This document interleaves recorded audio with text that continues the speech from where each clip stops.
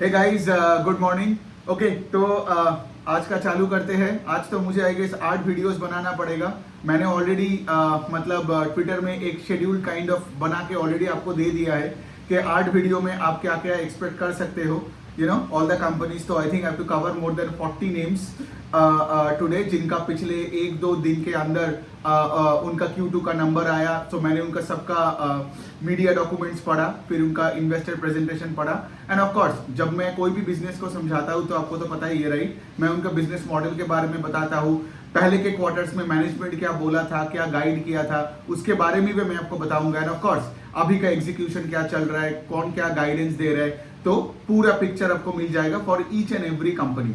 ठीक है, तो ये वीडियो में आप देख ही सकते हो। ये वीडियो में I will be covering 5 companies in the financial space. ठीक है, तो पहले हम बात करते हैं मैस फाइनेंशियल्स और होम फर्स्ट फाइनेंस की। ठीक है, तो पहला तो पॉइंट ये है कि लाइक बिग पिक्चर लेवल पे प्रॉब्लम कहाँ पे चल रहा है, पहले वो जानते हैं, फिर उसके बाद हम जानेंगे कि लाइक इंडिविजुअल सिस्टम में क्या क्या हो रहा है। बिग पिक्चर लेवल पे सारे micro finance companies are like I mean what can I say, like ये लोग बहुत प्रॉब्लम्स में पड़ रहे हैं। ठीक है, ऐसा कोई माइक्रो फाइनेंस कंपनी है नहीं जिसको देख के आज लगता है कि लाइक उसका सिचुएशन अच्छा है। ठीक है, लेकिन अगर आप एमएसएमई लेंडर्स की तरफ देखोगे, राइट, जो small business ticket size loans देते हैं, उनका उतना कुछ प्रॉब्लम्स नहीं हुआ है। ठीक है, सो वो हो गया एक वाला पॉइंट। दूसरा साइड में बड़े बैंक्स में प्रॉब्लम्स यही हो रहा है कि उनका प्रॉफिटेबिलिटी ग्रोथ इफेक्ट हो गया है, बिकॉज एक तरफ से तो आपका कॉस्ट ऑफ बोरोइंग का number is going up, right, and दूसरे साइड से उनका मार्जिन्स वगैरह कॉम्प्रेस्ड हो रहा है। एंड ऑफ कोर्स बड़े बैंक हो या स्मॉल फाइनेंस बैंक हो, उनका भी सेम मेगा ट्रेंड यही पे हो रहा है कि उनके बुक का अगर कोई पार्ट भी माइक्रो फाइनेंस बेस्ड है ना, तो उनका भी टोटल एसेट क्वालिटी भी खराब होते जा रहे हैं, राइट। तो आप देखोगे माइक्रो फाइनेंस के साथ जुड़े हुए कोई भी इंस्टीट्यूशन हो, जो वो बैंक हो, स्मॉल फाइनेंस बैंक हो या कोई एनबीएफसी हो, सबके सब मतलब एकदम मतलब प्रॉब्लम ही प्रॉब्लम चल रहा है उनका। ओके, सो अभी यहाँ पे हम चालू करते हैं। पहले तो सबसे पहले हम बात करेंगे मैस फाइनेंशियल्स बोल के एक कंपनी का। एक सेकंड होल्ड कीजिए। हाँ, सो सबसे पहले हम मैस फाइनेंशियल नाम के पोर्ट डाटा लगी देवे। तो सबसे पहले हम बात करते हैं मैस फाइनेंशियल्स के बारे में। तो मैस फाइनेंशियल क्या है? मैस फाइनेंशियल एक एमएसएमई लेंडर है। ठीक है, तो पहले कोई भी कंपनी एनालिसिस करने से पहले हमें ये डिस्कस करना पड़ेगा कि लाइक वो कंपनी का लोन बुक का ब्रेकअप क्या है। ठीक है, अब मैस फाइनेंशियल्स कहाँ कहाँ लोन देते हैं देखिए। उनका है, एक है माइक्रो एंटरप्राइज लोन और दूसरा है कि लाइक उनका एसएमई लोन्स। ठीक है, अब micro enterprise loans and SME loans are like 70-75% of the entire book. अब ये है क्या? ये माइक्रो फाइनेंस लेंडिंग नहीं है। ये क्या करते हैं? छोटे छोटे धंधों को और बड़े बड़े धंधों को पैसा देते हैं। माइक्रो एंटरप्राइज लोन्स मतलब लेट से किसी का कोई किराने का दुकान हो, या से फॉर एग्जांपल कोई अगर लेट से कोई अगर डेयरी फार्मर हो जिसका लेट से छोटा सा एक बिजनेस का एक सेटअप हो, या फिर से फॉर एग्जांपल कोई एक बंदा जिसका लेट से कोई एक छोटा सा एक डिपार्टमेंटल स्टोर चला रहा हो, तो वो होता है माइक्रो एंटरप्राइज लोन, जिसमें small ticket size business loans देते हैं। और दूसरा है एसएमई लोन्स, जहां पे लेट से थोड़ा सा बड़े कॉर्पोरेट्स को, मतलब यहाँ पे लेट से मिड लेवल कॉर्पोरेट्स को आप थोड़ा बड़े टिकट साइज में लेट से अगर आपने वर्किंग कैपिटल लोन्स वगैरह दे दिया। ठीक है, तो मैस फाइनेंशियल्स का माइक्रो फाइनेंस में कोई एक्सपोजर नहीं है। ठीक है, और ये दोनों जो पार्ट है ये है आपका बेसिकली एमएसएमई लेंडर ही होता है वो Max financial. So 70% of the book होता है यहाँ पे। इनका बाकी जो बुक है वो है आपका कमर्शियल व्हीकल में है, 2 व्हीलर्स में है, और उसका एक सैलरीड पर्सनल लोन में भी है। ठीक है, अब सैलरीड पर्सनल लोन उनके प्रोडक्ट पोर्टफोलियो में लेटेस्ट आया, आई थिंक वो लास्ट ईयर को लॉन्च किया, ऑफ कोर्स, राइट। और वो ये बोलने का कोशिश कर रहे हैं कि हम ये नया कस्टमर को यहाँ पे पर्सनल लोन नहीं दे रहे, बट अपने एग्जिस्टिंग कस्टमर बेस है जो लॉयल है इतने दिनों से, जिनका क्रेडिट क्वालिटी अच्छा है कंपनी के साथ, उनको ही, और अगर वो सैलरीड भी है, राइट, तो उनको वो क्या करता है, उनको वो एक पर्सनल लोन देते हैं। तो मैस फाइनेंशियल का देखिए, मैस फाइनेंशियल का तो हमेशा से गाइडेंस ही ये रहा है to grow the loan book between 20 and 25%, और इनका इस बार भी 22% के आसपास आया है। इनका दूसरा चीज ये है कि इनका प्रॉफिट आफ्टर टैक्स ग्रू अराउंड 24-25% के आसपास, तो थोड़ा बहुत ऑपरेटिंग लेवरेज भी मिल गया। लेकिन यहाँ पे एक बात है, आपको देखना पड़ेगा मैस फाइनेंशियल में, मैस फाइनेंशियल्स का मैनेजमेंट जो है वो बहुत अच्छा है लेकिन बहुत कंजर्वेटिव है। ठीक है, बट बात ये होता है कि व्हेन आई से द वर्ड कंजर्वेटिव, इसका मतलब ये है, मतलब आप अपने लेवरेज रेशियो को बढ़ा नहीं रहे हो, ठीक है। लेवरेज रेशियो को अगर आप नहीं बढ़ाओगे तो आपका आरओई का नंबर नहीं बढ़ेगा, है ना। तो बेसिकली यही है। If you are let's say for example, सोचो अगर आपका आरओई 15-16% के ऊपर नहीं जा रहा है, ठीक है, then it will be very hard for you to grow at a much higher pace than 15-16% in the long run, right. मैं यहाँ पे लोन बुक का ग्रोथ का बात कर रहा हूँ, राइट। तो मतलब सोचे ना, कोई भी कंपनी का अगर आरओई 15% है, you cannot keep growing the loan book at 30% without taking more leverage, या फिर से for example diluting equity, correct. So basically Max financials का यही वाला फंडा है, जो मुझे थोड़ा सा, मतलब ये कोई बुरी बात नहीं है कंपनी का, ये बहुत ही मतलब स्टेबल कंजर्वेटिव कंपनी है, लेकिन ये लोग उतना ग्रोथ की भूखा नहीं है, ठीक है। लेकिन ऑफ कोर्स आप देख सकते हो कि हमें यहाँ पे ग्रोथ एंड एसेट क्वालिटी दोनों को इकट्ठा देखना पड़ेगा, ओके। और मैक्स फाइनेंशियल्स का मैनेजमेंट का वही कहना है कि नहीं, अगर ग्रोथ का रेट थोड़ा कम भी हो तो चलेगा, लेकिन हम अपने एसेट क्वालिटी को नहीं बिगाड़ेंगे। सो इनका जो आरओई का नंबर है वो 15% के आसपास ही हमेशा रहता है, ठीक है। But here is the deal, right. आप देखो कि फाइनेंशियल्स में वो पैसा बनाता है जिनका आरओई का नंबर ऊपर जाता है और उसका लोन बुक का ग्रोथ का पेस भी हाई रहता है, ठीक है। इसलिए आप देखो कि मैक्स फाइनेंशियल्स का स्टॉक उतना रिटर्न नहीं देता है जितना लेट से कुछ और आपने देखा होगा एमएसएमई या अफोर्डेबल हाउसिंग फाइनेंस के कंपनीज जो पैसे बना रहे हैं। सो एनीवेज में, बट बहुत अच्छी कंपनी है, इनका एसेट क्वालिटी भी ठीक ही है, थोड़ा सा डिटीरियोरेट किया, 1.4% था लास्ट क्वार्टर में, अभी 1.5% हुआ। और इनका लेवरेज रेशियो जैसे मैं बताया, राइट, इनका लेवरेज रेशियो इज नाउ 3.5 के आसपास, जबकि लास्ट ईयर में इट वाज अराउंड 4। तो बेसिकली वही है ना, आप मेरे वो फाइनेंशियल वर्कशॉप ले लेना, ठीक है। मैं उसका रजिस्ट्रेशन डिटेल्स वो डिस्क्रिप्शन बॉक्स में कमेंट सेक्शन में डाल दूंगा। ये सब चीजें बहुत अच्छे से मैंने समझाया है, ठीक है। तो आपका पूरा स्किल सेट बिल्ड हो जाएगा और आपको समझ में आ जाएगा कि कौन से कंपनी किस तरीके से आगे बढ़ रहा है, ठीक है। तो मैक्स फाइनेंशियल्स का क्या है, आरओई का फॉर्मूला है आरओए इंटू लेवरेज, ठीक है। तो अगर आपका leverage ratio keeps going down, correct, तो बेसिकली क्या है, आपका आरओई पे वहां पे हिट होगा, मतलब आरओई ऊपर की तरफ नहीं जाएगा, तो यही हो रहा है। लेकिन मैक्स फाइनेंशियल्स का एसेट क्वालिटी बहुत ही अच्छा है। इनका जो मेन लोन बुक का पार्ट है ना, ये लोग अभी क्या कर रहा है, मैं अगर थोड़ा सा और इनका बिजनेस में बता रहा हूँ कि मैनेजमेंट का प्लान क्या है।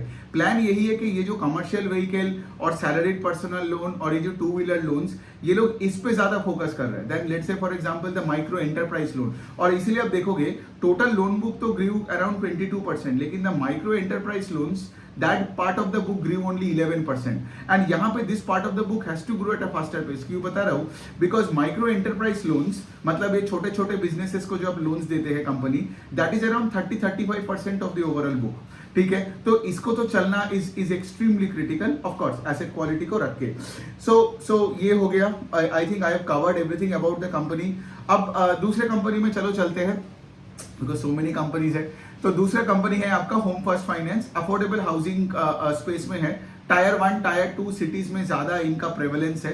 ये लोग सैलरीड एम्प्लॉइज को ज्यादा फोकस करते हैं जिनको होम लोन्स देते हैं। ऑफ कोर्स इनका तो लोन बुक पूरा सा ही सिक्योरिटी है, बिकॉज जिसको भी आप होम लोन दे रहे हो वो बंदा तो अपने फैमिली के साथ उसके घर पे ही रह रहे हैं, राइट। सो बेसिकली क्या है, यहाँ पे सिंपल सा है कि लाइक ये टायर 1 टायर 2 में था, लेकिन होम फर्स्ट फाइनेंस का अगर मैं बता दूं पिछले कुछ क्वार्टर का कॉन कॉल्स पढ़ के ये लोग क्या कोशिश कर रहे हैं टायर 3, 4, 5 में जाने के लिए।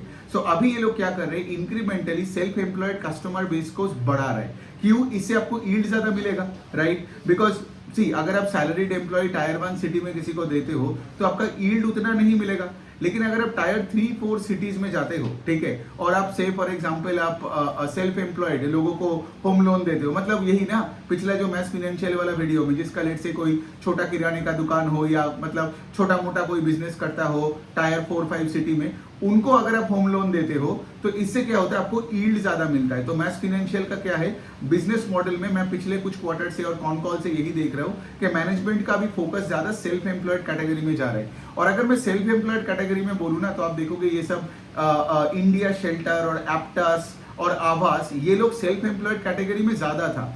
होम फर्स्ट फाइनेंस ज्यादा सैलरीड कैटेगरी में था, ठीक है, लेकिन अभी वो भी धीरे धीरे करके सेल्फ एम्प्लॉयड में आ रहा है, ठीक है। तो ये हो गया उनका एक मॉडल का। होम फर्स्ट का तो ग्रोथ रेट का कोई प्रॉब्लम नहीं है, इनका लोन बुक 35% से ग्रो किया YOY लेवल पे, तो एकदम सही है। डिसबर्सल भी 22% से ग्रो किया, तो होम फर्स्ट भी आपको यही बता रहा है। आपने देखा होगा बजाज हाउसिंग फाइनेंस का भी वही है, लोन बुक 26% से ग्रो किया। So the point I am trying to say इसके लिए जो भी फाइनेंशियल्स का प्रॉब्लम है आप यहाँ पे देखोगे वो माइक्रो फाइनेंस के साइड में है, ठीक है। लेकिन if you look at the MSME का साइड या फिर if you look at the affordable housing का साइड, उतना कोई प्रॉब्लम्स दिख नहीं रहा है। तो होम फर्स्ट का तो of course it's another example कि affordable housing is in a very very good space. So यहाँ पे क्या है, होम फर्स्ट का तो ऑफ कोर्स 35% का लोन बुक है, इनका एसेट क्वालिटी एकदम सही है। ग्रॉस NPA का नंबर इनका अभी 1.7%, लास्ट ईयर सेम क्वार्टर में भी 1.7% है, सो कोई इश्यूज नहीं है। इनका ब्रांचेस एंड इनका touch points are growing at a decent clip. अभी आई थिंक इनका 140 के ऊपर ब्रांचेस हो गया है, दे आर एडिंग 10-12 करके ब्रांचेस एवरी क्वार्टर, ठीक है। So they are actually spreading their wings. So मैं वही आपको बता रहा हूँ कि लाइक जब आप देखोगे ना कोई भी कंपनी का the employee base is going up, branches are going up, ये तभी हो पाता है ना जब let's say the financial is doing well. लेकिन आप देखोगे जिस टाइम पे ब्रांच का ग्रोथ नहीं है, एम्प्लॉय नंबर ऑफ एम्प्लॉयज घटे जा रहे हैं, that is another way of a company telling you कि भाई हमारे आगे में हमें कुछ अच्छा कुछ दिख नहीं रहा है। क्योंकि आगे अगर तुम्हें बहुत अच्छा डिमांड दिखेगा तब तुम आज हायरिंग करोगे ना, और हायरिंग में क्या होता है तुमको आज सारे कॉस्टिंग लेना पड़ता है ना। सो ये वाली चीज को ना थोड़ा कॉमन सेंसिकली देखना जब आप कोई PPT वगैरह पढ़ोगे। सो होम फर्स्ट फाइनेंस का तो कोई प्रॉब्लम नहीं है, सब कुछ ठीक है। होम फर्स्ट फाइनेंस का ROE का नंबर कीप्स इंचिंग अप, ठीक है। इनका अभी 16.5% है। आई रिमेंबर जब से 2 साल पहले से आई गेस जब से मैं इसको ट्रैक करता था तब उसका ROE कुछ 13.5% के आसपास था। सो 13.5 से 16% का ROE का जर्नी जो मैंने देखा पिछले 1.5-2 ईयर्स का। इसका क्या मतलब कि ये लोग ज्यादा लेवरेज भी ले रहे हैं और जो पैसा एक्स्ट्रा उठा रहे बाजार से, मतलब जो डेट टू इक्विटी को बढ़ा रहे, उस पैसे को सही से डिप्लॉय भी कर रहे हैं, डिप्लॉय करके उससे ज्यादा पैसा भी बना रहे हैं, इसीलिए तो ROE का नंबर बढ़ रहा है, राइट। यही वो तो डू पॉइंट एनालिसिस जो बोलते हैं, राइट। सो यही वाला है, तो सब कुछ ठीक है। इनका ROE का नंबर ऊपर की तरफ जा रहा है 35% का, because if you look at the credit growth, right, credit growth का जो पेस है बैंक्स में कुछ मिलता नहीं है। स्मॉल फाइनेंस बैंक में भी जो माइक्रो फाइनेंस है उसका भी क्रेडिट ग्रोथ का इफेक्ट हो गया, तो बाकी कौन बचा? बाकी बचता है सिर्फ आपका ये MSME स्पेसेस, जैसे मैथ्स का भी, मतलब मैथ्स का कुछ तो बुरा नहीं है बट स्टिल दे ग्रू 22-23% ना, which is pretty good actually in this environment. और होम फर्स्ट का तो 35 है, तो सब कुछ ठीक है इनका, मतलब और कुछ नहीं। सिर्फ होम फर्स्ट को आपको ऑपरेटिंग लेवरेज नहीं मिला, the PAT only grew 24%। It would be better अगर से ऑपरेटिंग लेवरेज मतलब when you scaling up a business, right, तो आपका फिक्स कॉस्ट पे आपको ज्यादा कंट्रोल भी मिलता है, ठीक है। मतलब यहाँ पे the loan book is growing 35% and the PAT only grew 24%, okay. So the profit after tax should be growing north of 35% ना, राइट। तब जाके मैं बोलूंगा कि लाइक चलो they have immense control over cost as they are scaling operations, got it. So ये हो गया होम फर्स्ट फाइनेंस का। अब यहाँ पे एक और चीज पॉइंट आता है, होम फर्स्ट फाइनेंस हो या कोई भी आप देखोगे कंपनीज को, you would see one thing, यहाँ पे सबका यहाँ पे निम्स का कॉम्प्रेशन हो रहा है छोटा मोटा करके, सबका नहीं बट देन बैंक्स हो, स्मॉल फाइनेंस बैंक्स हो, इवन बहुत सारे ये जो NBFC कैटेगरी में भी देख रहे हो। क्यों?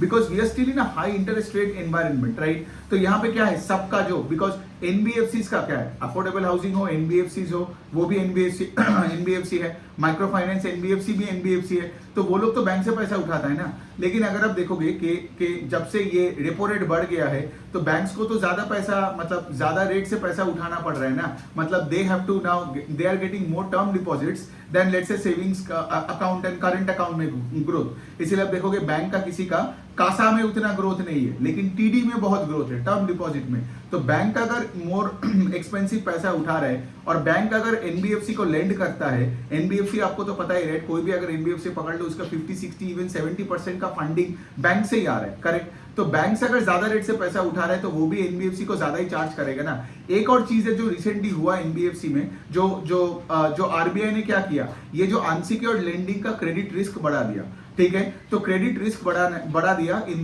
द अनसिक्योर्ड सेगमेंट, जैसे micro finance, credit card, personal loan and all that. मतलब क्या, अगर आप एक NBFC हो, एक तो आपको बैंक से वैसे ही हायर कॉस्ट में पैसा उठाना पड़ रहा है, दूसरे साइड में क्या है, दूसरे साइड में अगर आपके खुद के बुक में लेट से क्रेडिट कार्ड आप देते हो, उसके लेंडिंग कर रहे हो, या फिर आप माइक्रो फाइनेंस लेंडिंग कर रहे हो, पर्सनल लोन लेंडिंग कर रहे हो, तो वहां भी क्या कर रहे हैं, बैंक आपको और बोल रहे हैं कि भाई और भी हमें ज्यादा पैसा चाहिए। Got it? इसको बोलते हैं रिस्क वेट्स को बढ़ा देना, ठीक है। मतलब हम आपको पैसा देंगे but you have to pay me a higher cost for that, मतलब for the money that we are giving it to you, जो बैंक्स एनबीएफसी को बता रहे हैं। सो बेसिकली क्या है, तो इससे क्या हो रहा है, आज होम फर्स्ट फाइनेंस हो या कोई भी फाइनेंशियल आप देखोगे बहुत ऐसे कंपनीज का यहाँ पे निम्स का कॉम्प्रेशन, तो होम फर्स्ट फाइनेंस का भी आई थिंक उनका थोड़ा बहुत निम्स का कॉम्प्रेशन हुआ है। I don't think I have written the number here, but उनका थोड़ा सा निम्स का कॉम्प्रेशन हो रहा है। इसीलिए तो आप देखोगे just to how do I put this, it's like इसको अगर मुझे नलिफाई करना है निम्स का कॉम्प्रेशन, सो मुझे ज्यादा सेल्फ एम्प्लॉयड कस्टमर चाहिए, right? Because self employed customer in a tier 4 city will give me a higher yield on a home loan than let's say a salaried customer in a tier 1 city. इसीलिए management वही बोलता रहता है कि हमें वो चाहिए, वरना क्या है, वरना तुम्हारा यील्ड घटेगा तो आरओई ऊपर जाना बंद हो जाएगा, share holders will be disappointed and they will leave the stock, है ना। तो अल्टीमेटली ये तो पूरा this entire thing the war keeps going on. तो ओके, लेकिन फिर भी max financial and home first finance का एसेट क्वालिटी में कोई प्रॉब्लम नहीं है। एक का 20%, एक का 35% का ग्रोथ है, अच्छा है दोनों का सिचुएशन। अब हम आते हैं बुरे सिचुएशन में। तो सबसे बुरा सिचुएशन अभी उज्जीवन स्मॉल फाइनेंस बैंक का है। 2 स्मॉल फाइनेंस बैंक करेंगे अभी। उज्जीवन का तो बहुत ही बुरा हालत है, एकदम लिटरली, मतलब 100 में 0 लिटरली मैं बोल सकता हूं अभी, क्योंकि उज्जीवन का जो बुक है ना उसका आज भी सॉरी 65-70% ऑफ द बुक आज भी उनका माइक्रो फाइनेंस में है, जॉइंट लेंडिंग ग्रुप है, मतलब group lending in MFI as well as individual lending, ठीक है। अब माइक्रो फाइनेंस में तो पूरा प्रॉब्लम हो गया। इतना प्रॉब्लम आया कि उज्जीवन का मैनेजमेंट जो पहले 20% का लोन बुक का ग्रोथ का गाइडेंस देता था, कॉल में गाइडेंस भी बंद कर दिया, बोला कि हम गाइडेंस नहीं देंगे। फिर उसके बाद जो आरओई का गाइडेंस था वो भी देना बंद कर दिया। अब सोचिए ना, अगर आपका माइक्रो फाइनेंस में ही प्रॉब्लम आया, ठीक है, स्पेस में, और micro finance is 65% of the book, तो आप क्या ही कर लोगे, है ना। और इसीलिए आप देखोगे उज्जीवन का लोन बुक का पेस ऑफ ग्रोथ भी 15% हो गया, 15। ये मैं बार बार अपने वर्कशॉप हो या पहले भी जितने भी मैंने वीडियोस बनाए फाइनेंशियल्स में यही बताता हूँ। हाउ डू यू नो एक फाइनेंशियल्स का एसेट क्वालिटी खराब हो रहा है? What is the first indication? Is the loan book का रेट ऑफ ग्रोथ का घटना। बिकॉज सोचिए ना, जब आप से फॉर एग्जाम्पल आपका घर में कोई एग्जिस्टिंग प्रॉब्लम हो गया, आप थोड़ी डिसबर्सल करोगे एट अ हायर पेस, मतलब इंक्रीमेंटल कैपिटल थोड़ी फेंकोगे किसी पे, आप फिर क्या करोगे, डिसबर्सल के रेट को घटा दोगे। जैसे उज्जीवन हो या दूसरे माइक्रो फाइनेंस हो, सब अपने माइक्रो फाइनेंस का जो ओवरऑल बुक है, द एसेट अंडर मैनेजमेंट, उसको घटा रहे, ठीक है, और कलेक्शंस पे लोगों को हायर करके बोल रहे हैं कि भाई पैसा उठा के ला। बिकॉज अगर कलेक्शंस यहाँ पे कलेक्शन एफिशिएंसी घट गया, राइट, दूसरे साइड में डिसबर्सल का प्रॉब्लम आ गया, इसी वजह से उसी राइट उज्जीवन का 15% का ग्रोथ आया सिर्फ इस बार, और मैनेजमेंट ने ये भी बोला कि हम गाइडेंस नहीं देंगे। सो जो मैनेजमेंट पहले गाइडेंस देता था अभी नहीं दे रहे, तो दैट इज क्लियर इंडिकेशन के बहुत सारे प्रॉब्लम से वो गुजर रहे हैं। फिर उसके साथ ऑफ कोर्स ये आरओई नंबर फेल बैडली। पहले उनका आरओई 25-28% होता था, अभी वो 15% के नीचे आ गया। क्या पता 1-2 क्वार्टर में और खराब हुआ तो आरओई रहे ही ना, राइट, मतलब वो भी टेंशन है। बिकॉज उज्जीवन का सबसे बड़ा एक्सपोजर है अमंग ऑल द कंपनीज जो मैं ट्रैक करता हूँ in the micro finance space, ठीक है। सो उज्जीवन तो इज लाइक, मतलब बोलता है ना, मतलब आग में हाथ डालने के बराबर हो गया अभी। सो ये हो गया बात। अब देखिए, अब मैनेजमेंट ये बताता है कि हमको वो सिक्योर्ड रिटेल में जाना है, गोल्ड लोन हो, व्हीकल लोन हो, मॉर्गेज हो, दिस हो, दैट हो। लेकिन द पॉइंट इसके लिए जब ये प्रॉब्लम चल रहा है ना, तो यहाँ पे वो जो दूसरा जो सारे डिवीजन को सेटअप किया पिछले 20 महीने से लेके या 2 साल लेके, टाइम लगेगा उसमें, राइट। लेकिन अभी ये उज्जीवन स्मॉल फाइनेंस बैंक एक माइक्रो फाइनेंस कंपनी है, और इसके बारे में मैं क्या ही बोलूं। इनका portfolio at risk has gone up, right, gross NPA, NNPA has gone up. इन्होंने कुछ 140 करोड़ के आसपास का कुछ राइट ऑफ भी कर दिया इस 1 क्वार्टर में। So there is nothing to say. Profit after tax fell by 30% Q2 over Q2। So एकदम दूर रहना उज्जीवन जैसे कंपनीज के साथ। मतलब यहाँ पे वो कॉन्सेप्ट नहीं होता है कि लाइक लोगों का कि मैं सस्ता उठा रहा हूँ। सस्ता आपको स्टॉक इसीलिए दिख रहा है बिकॉज वो कचरा बन रहा है वो कंपनी। Got it. ये प्रॉब्लम ये है कि आज आपने इसको उठाया। देखो, बिजनेस को ट्रैक करो, जिस दिन इंडिकेशन मिलेगा कि ठीक हो रहा है चीजें, अगले दिन खरीद लो ना। लेकिन यू स्टैंड अ चांस यहाँ पे, you risk actually getting stuck in a stock for a long period of time. और अगर डाउन साइकिल चलता गया, ठीक है, आपने अगर ट्रैक नहीं किया, क्या पता 2 साल खराब हुआ तो 2 साल आपका पैसा यहाँ पे लॉस में आप रहोगे, है ना। तो यही प्रॉब्लम होता है इन्वेस्टर्स का, जो कॉन कॉल पीपीटीज पढ़ता नहीं है, जो ट्रैक नहीं करता। तो बेसिकली मेरा वही है कि लाइक मैं जो वीडियोस बनाता हूँ, और आपका लेट से एक बिजी लाइफस्टाइल हो, तो आप मेरा वीडियोस देख के भी यू कैन सी कि लाइक मैं इतना वीडियोस इसलिए बनाता हूँ because I help you to track a business. हमारे देश में ऐसा कोई नहीं कर रहा है जो let's say for example businesses को आपको ट्रैक करवा रहे है ना।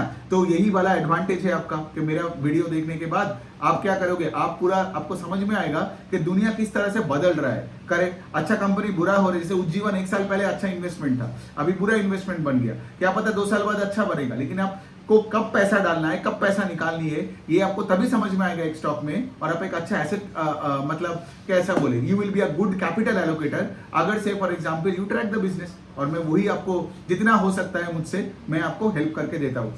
सो ये हो गया उज्जीवन और कुछ नहीं है। एक Punjab based small finance bank है, उसका नाम है कैपिटल स्मॉल फाइनेंस बैंक, जिनका मेजॉरिटी ब्रांचेस पंजाब में ही है। अब देखो ये वाले कंपनी का क्या है, ये उज्जीवन जैसा नहीं है, ठीक है। और बाय द वे इस कैपिटल स्मॉल फाइनेंस बैंक का कोई माइक्रो फाइनेंस का डिवीजन भी नहीं है। इनका पीपीटी बहुत मजेदार है। मैंने open the first thing they write is we are not a micro finance company. मतलब माइक्रो फाइनेंस में इतना प्रॉब्लम है कि जो लोग माइक्रो फाइनेंस में नहीं वो अपने शेयर होल्डर को तसल्ली दे रहे हैं कि हम लोग माइक्रो फाइनेंस में नहीं है, please don't worry. Okay, so basically ये कंपनी क्या करती है, तो बेसिकली इनका 100% of the loan book is secured. Ujjivan का क्या है, माइक्रो फाइनेंस, मतलब 60-65% of the loan book is unsecured है ना, उससे और भी प्रॉब्लम बढ़ता है। लेकिन इनका पूरा 100% लोन बुक सिक्योर्ड है। ये लोग कहां कहां लेंड करते हैं मैं बता रहा हूं, ठीक है। एक तो एग्री लोन्स देते हैं which is 35% of the book, फिर होम लोन और लोन अगेंस्ट प्रॉपर्टी है which is like mortgage loans which is 27% of the book.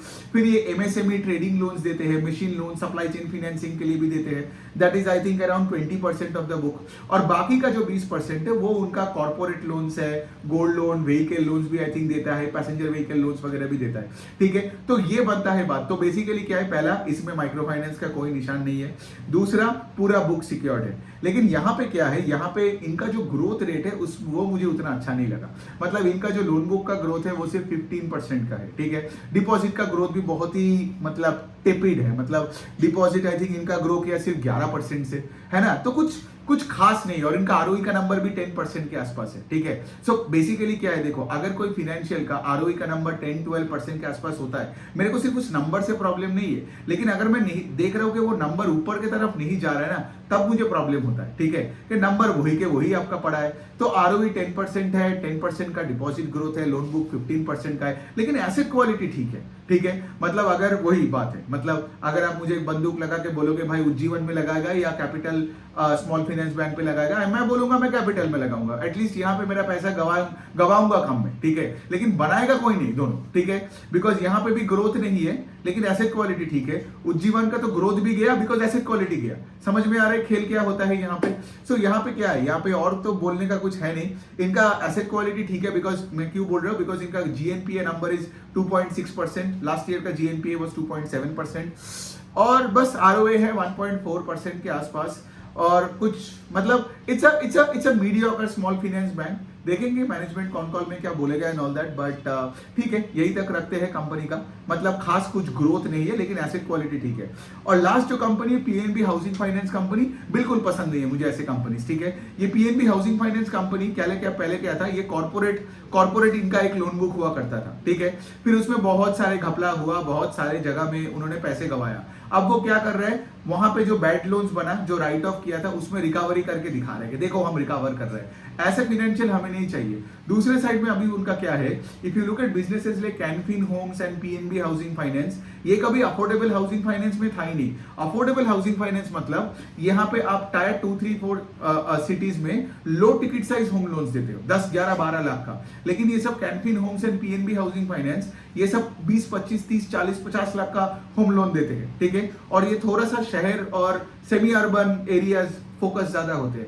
लेकिन अभी कैनफिन होम को समझ में आ गया कि अफोर्डेबल में गवर्नमेंट का भी बहुत ऐसा पुश है ना, योजना वगैरह बना रहे, इतने घर बनेगा, वो बनेगा, ये बनेगा।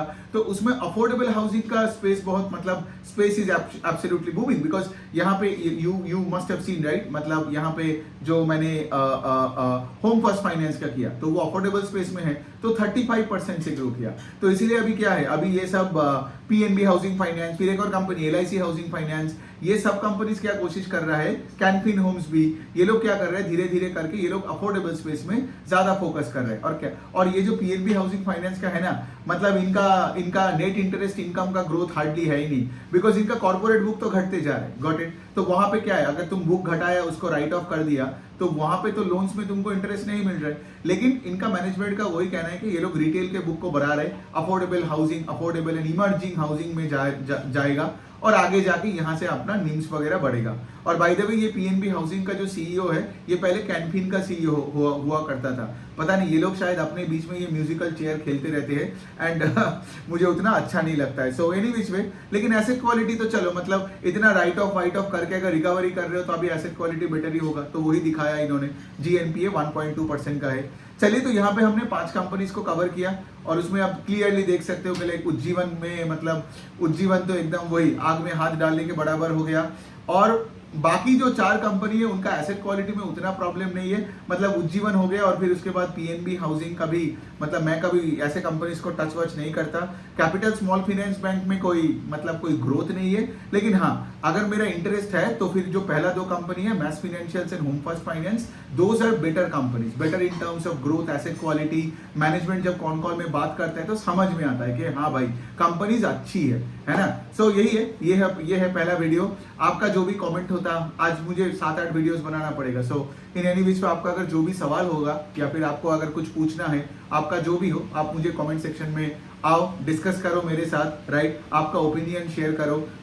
सिर्फ और सिर्फ स्टॉक का बात मत करो कि रिटर्न क्या देगा 1 महीने में, 3 महीने में, वो सब खुले काम करना छोड़ो, असली काम करो, कंपनीज को ट्रैक करो और बड़ा पैसा बनाने का सोचो, right, rather than just trade करके शाम तक मैं कुछ 500 रुपए अगर मैं बना लिया, वो मेंटालिटी से प्लीज थोड़ा निकल जाओ, लाइफ में अच्छा करोगे।